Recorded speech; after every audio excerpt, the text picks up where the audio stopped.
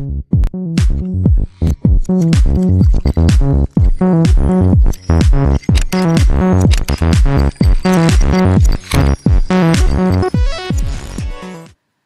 welcome to Kiwi Tech, and today we have it. We have the Xperia Z Ultra unboxing. Ended up having to pay 180 New Zealand dollars to release it from customs. Yeah, thanks guys, you suck.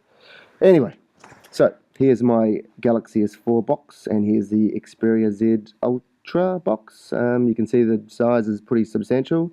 Haven't opened it yet, so this is going to be a real unboxing. My thoughts and my impressions of the device when I see it.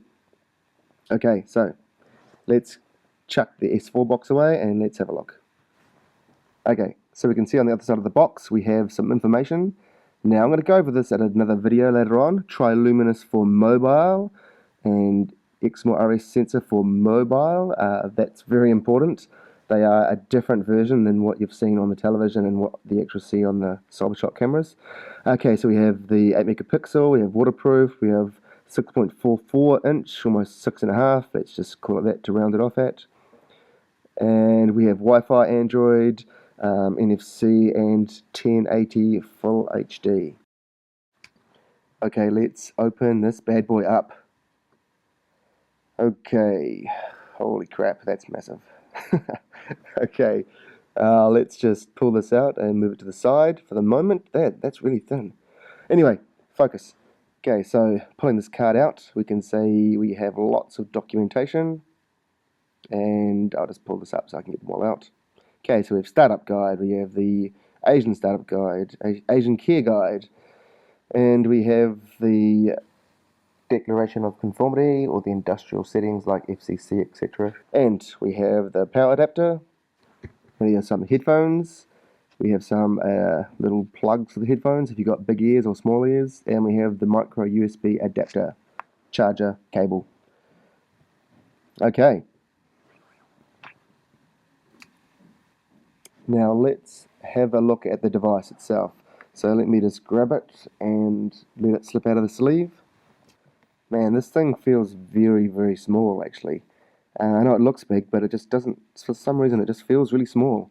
Sony have this thing they've done, and they call it omni-balance, which means that however you hold the device, it's going to feel balanced, and it certainly does. It feels really small. It's so thin. I know it just seems weird, but it's unbelievably thin. I never thought it was going to be this thin. I know 6.5 millimeters is small, but that's ridiculous. And it's a massive screen on it. Okay, so I have set it up, and it took me a little while actually, a little bit different to my Samsung. I'm just going to run through what we've got. So, top left corner we have the micro USB port. Open it up like that, pull it out a little bit. And inside all these little hinges, we have little O-rings.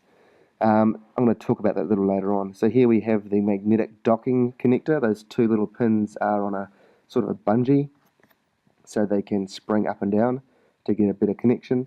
We have nothing on this corner. We have moving along. We can see there's the...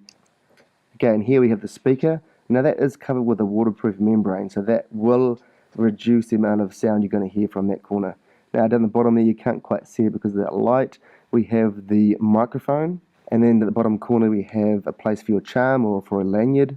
Now on the other side, we have nothing along this side. Then we have the volume down and volume up rocker. Then we hit the power button, and then we have another port with an O-ring on it for that waterproof. Okay, you can see a little white, it looks like a button, but it's not. It's just a white piece of paper. That's a humidity detection paper, so it will detect when there's water inside there.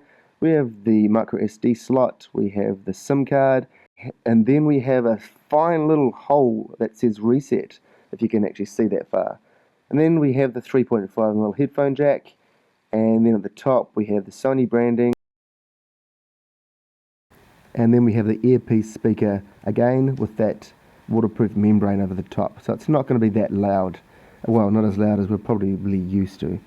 Okay, there's those speaker and mouthpiece and headpieces. We have the 2 megapixel front facing camera, we have LED. On the back we have the sticker I haven't taken off yet, I'll do that a little bit later on.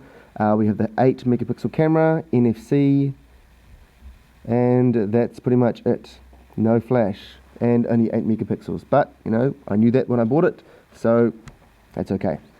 Okay, now I'm just going to give you a quick first look at the device. My first impressions, I will do a thorough comparison against my S4 because that's pretty much the flagship fastest device out there, slightly faster. I know there's some debate about that over the HTC One and the Snapdragon version of the S4. Anyway, so I'm just going to quickly show you that this is running Jelly Bean 4.2.2, and I did do a software update, and it has said I've got one that I can download, which I may do tonight. I have rooted this device, and I am going to back up my TA partition and do the other bits and pieces you need to do with a Sony device, a lot different to Samsung. So there's that update available. Okay, I'm just going to quickly show you a video comparison. This is a 1080p sample. I'm going to show you what it looks like on both the triluminous for mobile, that's important, not triluminous, it's triluminous for mobile, versus the organic LED from Samsung. So you can see the Samsung is at the bottom versus the triluminous for mobile Sony Xperia Z at the top. Looks reasonably similar. This is set for dynamic for the Samsung, and those colors are very, very crisp and bright, probably a little bit oversaturated. But we can see very, very good color saturations on both devices there. Right, so this video is 4K, and I just want to show you that this processor and the Adreno 330 can really pump out some high quality video. And I've enabled the X Reality engine, so you can see those blues are really crisp and punchy, and the rock looks really nice. That looks fantastic, actually. I should have actually put the X Reality engine on, comparing it to the Samsung. Anyway, I'll do that at a later date and do a more thorough review. I just wanted to show you quickly what this phone is capable of, playing 4K video with no stutter. Absolutely no stutter. Okay, so this has been Kiwi Tech. Thanks for watching, and I'll catch you next time.